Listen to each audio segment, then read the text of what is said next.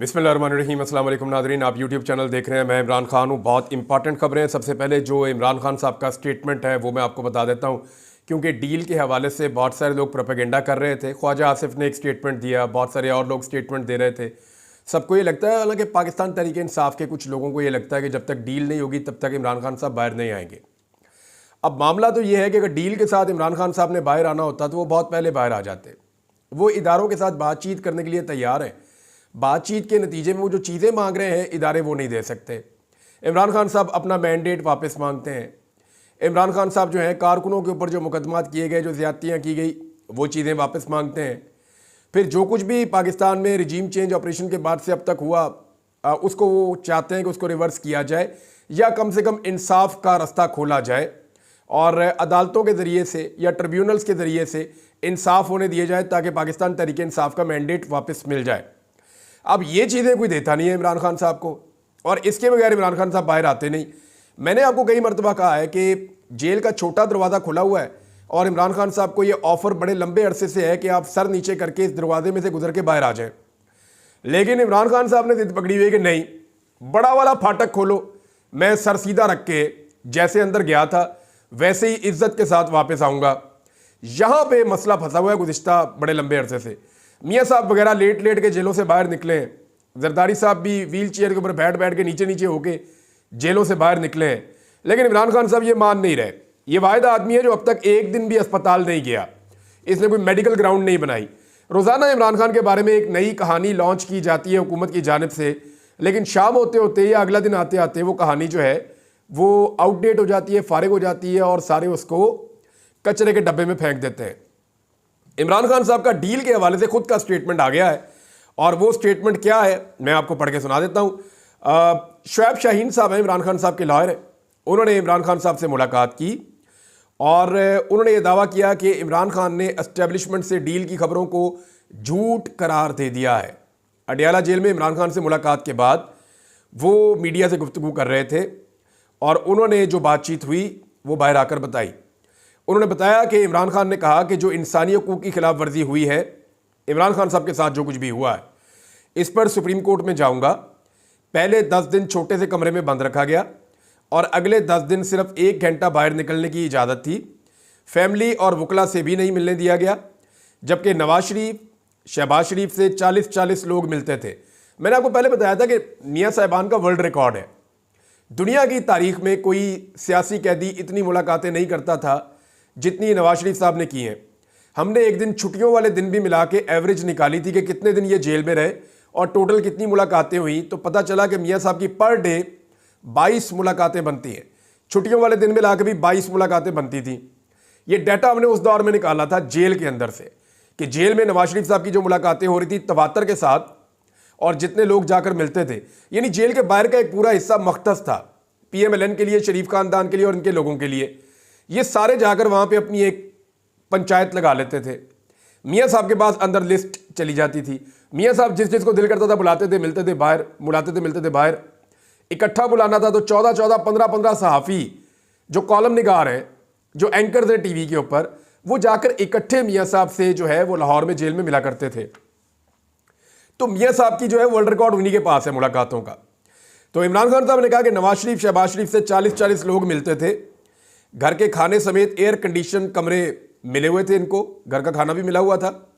शुएब शाहीन ने कहा कि काजी फायद ईसा के मुताल्लिक इमरान खान ने कहा कि उन्होंने तो जस्टिस मुनीर को भी भुलवा दिया, यानी उनकी याद भी भुलवा दी। काजी फायद ने फ्रॉड इलेक्शन को तहफ़्फ़ुज़ दिया।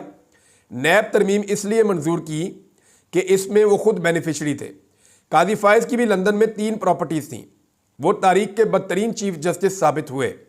जुडिशरी के बजाय ब्यूरोक्रेसी से ROs लेकर फ्रॉड इलेक्शन की बुनियाद रखी। ये काजी फायद ईसा साहब ने बड़े बड़े कारनामे किए हुए हैं। बानी PTI ने डील की खबरों को झूठ करार देते हुए कहा कि वो मिलिट्री कोर्ट से नहीं डरते और हकीकी आज़ादी के लिए अपना जिहाद कर रहे हैं। इमरान खान की बहन अलीमा खान ने भी मीडिया से गुफ्तगू करते हुए बताया कि इमरान खान ने कहा है कि वो हरगिज़ डील नहीं करेंगे, मिलिट्री कोर्ट्स और जुल्म सह लेंगे मगर झुकेंगे किसी सूरत नहीं। अब ये जनाब इमरान खान साहब ने डील के बारे में क्लियरली ये सारी बात बता दी है।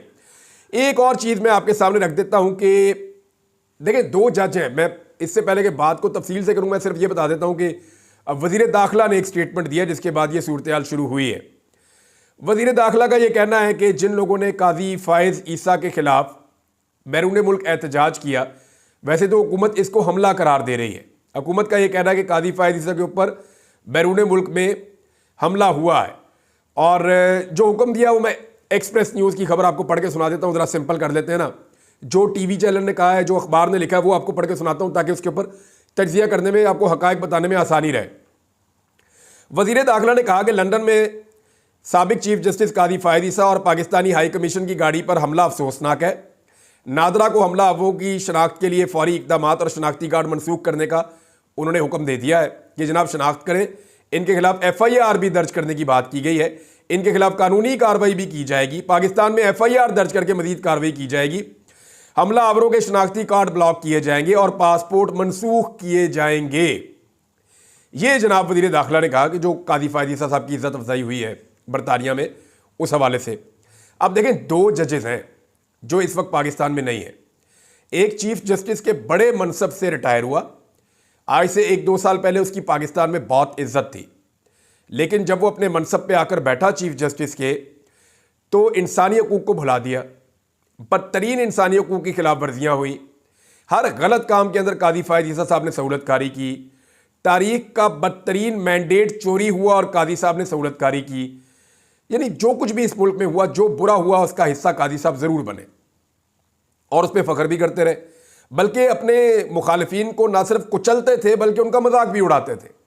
यानी काजी साहब ने कहा था ना कि अगर आप किचन की गर्मी बर्दाश्त नहीं कर सकते तो फिर आप निकल जाएं, आप वहाँ से निकल जाएं। तो यही वो काजी फ़ाइज़ ईसा साहब हैं जो जुल्म के ऊपर मुस्कुराते थे, इंजॉय करते थे। अब काजी साहब जो हैं, जब वो बरतानिया में मौजूद हैं तो पाकिस्तानियों ने उनके खिलाफ एहतजाज किया।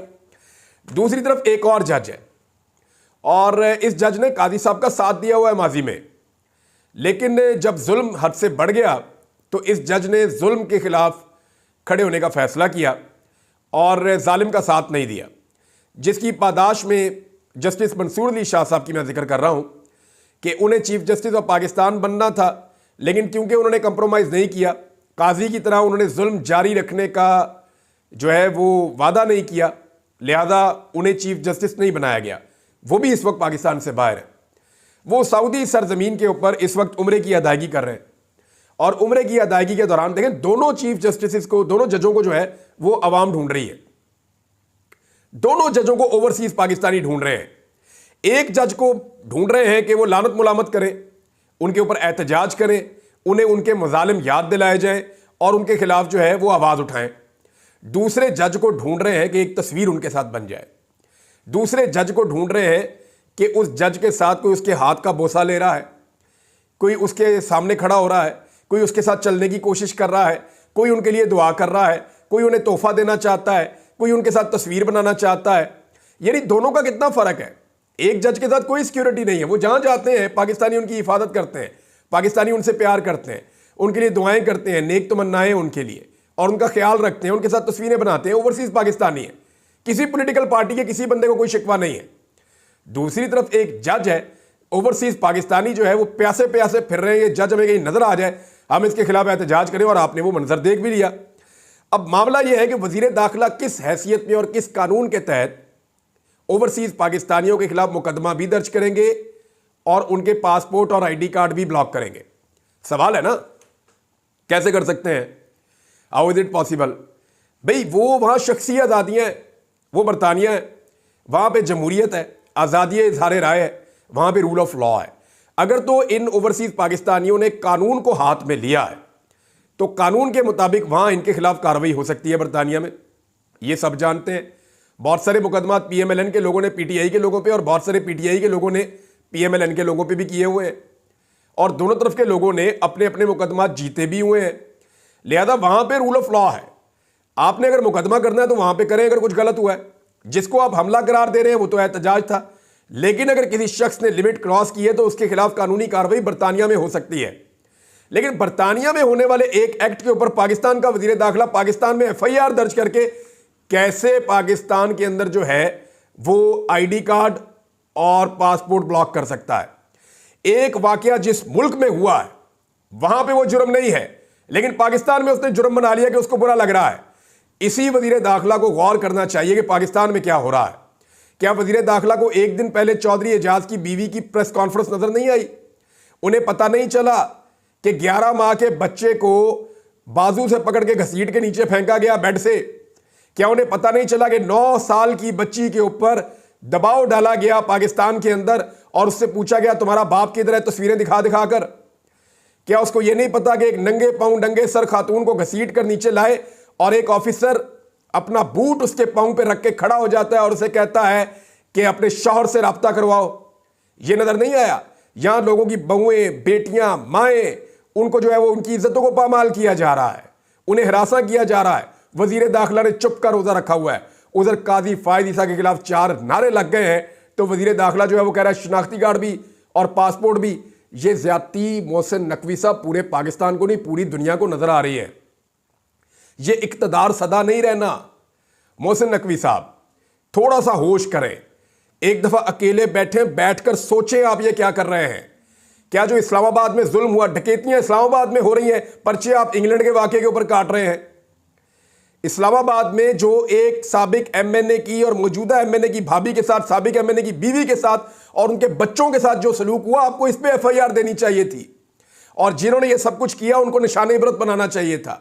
यहां होने वाली बदतरीन जुल्म, ज्यादती, लाकानूनियत और फस्तायत के ऊपर आप एक लफ्ज नहीं बोलते और बरतानिया में 4 नारे लग जाएं आपके पसंदीदा आदमी के खिलाफ तो आप बोलना शुरू कर देते हैं। आप तारीख में क्या लिखवाना चाहते हैं मोहसिन नकवी साहब? ये वक्त गुजर जाएगा। ये जिन लोगों के दम पे आप उछल रहे हैं एक दिन ये रिटायर हो जाएंगे। हम सारों ने अल्लाह के पास भी जाना है, वहां जाकर भी जवाब देना है। लेकिन यानी हर आदमी को यही लगता है जब ताकत उसके पास होती है कि ताकत कभी नहीं जाएगी। जब आपको अल्लाह ताला ताकत दे तो अल्लाह से माफी मांगनी चाहिए। बहरहाल मर्जी है, जो मर्जी आप करें। इससे पहले भी आपको कोई चीज नजर नहीं आ रही अपनी ताकत के सामने। आप अल्लाह के हर निज़ाम को चैलेंज कर रहे हैं, हर कानून को चैलेंज कर रहे हैं, इंसानी हकूक़ की पामालियां कर रहे हैं, तो करते रहे, जवाब तो आपको देना पड़ेगा। नवाज शरीफ साहब के खिलाफ भी पाकिस्तान तहरीक इंसाफ ने तैयारियां शुरू कर दी हैं। वो मैं आपको बता देता हूं तैयारियां किस लेवल की हो रही हैं। नवाज शरीफ साहब के खिलाफ जनाब तैयारियां हो रही हैं अमेरिका में और पाकिस्तान तहरीक इंसाफ के कारकुनों ने एहतजाज की तैयारी कर ली है और नवाज शरीफ साहब अपने दोस्त की अहलिया के इंतकाल अब जो बताया गया है और मेडिकल चेकअप के लिए पीर के रोज़ अमेरिका पहुंचे हैं। लेकिन खबर अंदर की कोई और ही आ रही है कि मियां साहब उधर कोई एस्टेब्लिशमेंट के साथ, अमरीकी एस्टेब्लिशमेंट के साथ कोई साजबाज कर रहे हैं कि इमरान खान से बचाओ हमें, और अगर डोनाल्ड ट्रंप आ भी जाते हैं तो हमारी खिदमत हासिल करने, हमें इमरान खान से बचा लें, जो चाहिए हम देते हैं पाकिस्तान के नुक्ता नज़र से। बहरहाल जैसे ही पहुंचे हैं वहां पे तो पाकिस्तान तहरीक इंसाफ के कारकुनान ने एहतजाज के लिए वाशिंगटन में डैलास एयरपोर्ट के बाहर जमा हो गए। लेकिन नवाज शरीफ साहब वफद के हमरा निजी तैयारों के लिए मुख्तस खसूसी गेट से निकल के चले गए और वहाँ पे जो है पाकिस्तानी सफ़ीर ने मियाँ साहब को जो है वो निकाला और एक रिहाइशगाह पे पहुँचाया और मियाँ साहब ने वहाँ इशाया भी किया। चंद अमरीकी सहाफ़ी भी वहाँ पे शामिल किए गए, अपने कुछ मेहमान भी वहाँ पे बुलाए गए। लेकिन उसके बाद अब ये पता चल रहा है कि पाकिस्तान तहरीक इंसाफ ने ये फ़ैसला किया है कि हम होटल समेत हर इस जगह पहुँचेंगे जहाँ नवाज शरीफ जाएंगे। पाकिस्तान तहरीक इंसाफ जो बाइडन को यह एहसास दिलाएगी कि वो एक गैर मकबूल शख्स की हमायत कर रहे हैं। जो बाइडन हुकूमत को एहसास दिलाना चाहती है पाकिस्तान तहरीक इंसाफ। नाज़रीन, अदालत के अंदर भी अब जो है ना वो अंगड़ाइयाँ आना शुरू हो गई हैं और चीज़ें किसी और तरफ जा रही हैं। मिसाल के तौर पे जज अबुल हसनात, जिनके बड़े ही रिकॉर्ड हैं, साइफर वाला बड़ा मशहूर इनका केस है और बहुत सारी चीज़ें, जब भी इनके पास कोई मुकदमा जाता है ना तो ये फटाफट जो है वो जैसे निज़ाम चाहता है वैसा ही फैसला दे देते हैं। इन्होंने किसी किस्म की कोई कसर नहीं छोड़ी पाकिस्तान तहरीक इंसाफ को दबाने में। तो खबर यह है नाज़रीन कि साइफर ट्रायल के जज अबुल हसनात के कारनामे जो हैं वो देखें हैं। जब तक ये मौजूद है इंसाफ नहीं हो सकता, ये इस्लामाबाद हाई कोर्ट ने कहा है। ये आज़म स्वाति साहब की जो ज़मानत का मामला वहाँ पे लगा हुआ था, उनका रिमांड को चैलेंज किया गया था क्योंकि जज अबुल हसनात साहब के पास दहशतगर्दी की अदालत में जो भी मुकदमा चला जाता है तो जैसा निज़ाम चाहता है वैसे ही रिमांड वो ले लेता है। नॉर्मली तो हमने यही होता हुआ देखा है और इसके ऊपर अब अदालत जो है वो तंग आ गई। तो इस्लामाबाद हाई कोर्ट के अंदर आप रिमार्क्स देख लें, उन्होंने जज अबुल हसनात मोहम्मद जुल्करनैन से वज़ाहत तलब कर ली है कि जनाब दुनिया की किसी अदालत में इस तरह की नाइंसाफ़ी नहीं हुई जो इस जज ने की है। यानी अब जजेस खुद बता रहे हैं कि हमारे जूनियर जजेस ने, जिनको इस्तेमाल किया गया, पाकिस्तान के निज़ाम ने जिनको इस्तेमाल किया, उन्होंने किस लेवल की नाइंसाफ़ियाँ की हैं। जस्टिस मियां गुल हसन औरंगज़ेब और जस्टिस अरबाब मोहम्मद ताहिर ने आदम सवाती के जिस्मानी रिमांड के खिलाफ दरख्वास्त पर समाअत की। आदम सवाती की जानिब से एडवोकेट अली बुखारी अदालत में पेश हुए और जस्टिस मियां गुल हसन औरंगज़ेब ने ATC जज के रवैये पर इजहार बरहमी करते हुए पूछा कि अबुल हसनात की अदालत में क्या कैमरे लगे हुए हैं? हमारे पास पहले भी केसेस आए हैं जहां ये मिसकंडक्ट कर रहा है, ऑर्डर करके तारीख देता है, बाद में जमानत मुस्तरद कर देता है। 2 जजेस ने MIT को लिखा कि इसको फौरी तौर पर वापस भेजा जाए। हमने पहले भी लिखा और इसको वापस भेजा। इस आदमी को यहां रखा हुआ है ताकि इनकी सियासी कार्रवाइयां कर सके। इस्लामाबाद में इंसाफ नहीं होगा जब तक ये आदमी यहां है। अब किसी जज के लिए डूब मरने का मुकाम है अगर उसके सीनियर जजेस इस तरह की बातें कर रहे हैं, और ये इज्जत खुद कमाई है जज अबुल हसनात साहब ने, क्योंकि जो जस्टिस मियां गुल हसन औरंगज़ेब साहब और उनके साथी जज जो बातें कर रहे हैं वो हकायक हैं। उन्होंने कहा कि साइफर ट्रायल में इस जज के कारनामे देखें, दुनिया की किसी अदालत में इस तरह की नाइंसाफ़ी नहीं हुई जो इसने की। वजारत कानून इसको सपोर्ट कर रही है और कह रही है कि यही काम करो, इसीलिए तुम्हें बैठाया हुआ है। बहरहाल अदालत ने समाअत कल तक के लिए मुलतवी कर दी। अब जज अबुल हसनात साहब बताएंगे कि जनाब क्यों उन्होंने आदम सवाती साहब का रिमांड पे रिमांड दिया हुआ है। इससे पहले आपको पता है कि बुशरा बीबी के साथ क्या हुआ, आपको पता है कि इमरान खान के साथ क्या हुआ, आप ये भी जानते हैं कि इमरान खान की बहनों के साथ हाल ही में क्या हुआ। उनका एक दिन का रिमांड नहीं बनता था, कितना रिमांड ले लिया उनका। अभी तो जो है वो जो इस्लामाबाद से मेंबर कौमी असम्बली की उम्मीदवार थी पाकिस्तान तहरीक इंसाफ की, उनका मामला भी आएगा, और समाबिया ताहिर साहबा उनका भी आएगा भी मामला। तो वो भी जब सामने आएगा तो पता चलेगा कि उनके साथ कितनी ज्यादती हुई है। तो यहाँ लोअर कोर्ट्स के अंदर बड़े बड़े शानदार जजेस हैं जिन्होंने इंसाफ की मिसालें कायम की हैं, लेकिन बहुत सारे जजेस ऐसे भी हैं जिन्होंने इंसाफ का सर नीचे झुकाया है। अब एक चीज़ नाज़रीन मैं जाते जाते इस वीलॉग में कह दूं कि चीफ जस्टिस ऑफ पाकिस्तान को अब कम से कम 2 चीज़ों का फौरी तौर पे नोटिस लेना चाहिए। एक, जो MNA की भाभी और साबिक MNA की बीवी ने इस्लामाबाद में एक प्रेस कॉन्फ्रेंस करते हुए बताया कि इस्लामाबाद के अंदर वफाकी दारुल हुकूमत के अंदर उनके और उनके ख़ानदान के साथ किस लेवल का जुल्म हुआ, छोटे बच्चों के साथ और ख़वातीन के साथ किस लेवल का जुल्म हुआ, इसके ऊपर चीफ जस्टिस ऑफ पाकिस्तान को ज़रूर नोटिस लेना चाहिए। और दूसरा, इंतज़ार हुसैन पंजूता साहब, ये तो अदलिया का हिस्सा है ना, एक सीनियर वकील है और बड़े प्रोफेशनल वकील हैं, उनका इस तरह से गायब हो जाना, इस पे पूरे निज़ाम इंसाफ को तशवीश होनी चाहिए। चीफ जस्टिस को ज़ाती तौर पे कोशिश करनी चाहिए इन 2 मामलात को फौरी तौर पे रिजॉल्व करने के लिए। अब तक के लिए इतना ही। अपना ख्याल रखिएगा, अपने इस चैनल का भी। अल्लाह हाफिज़।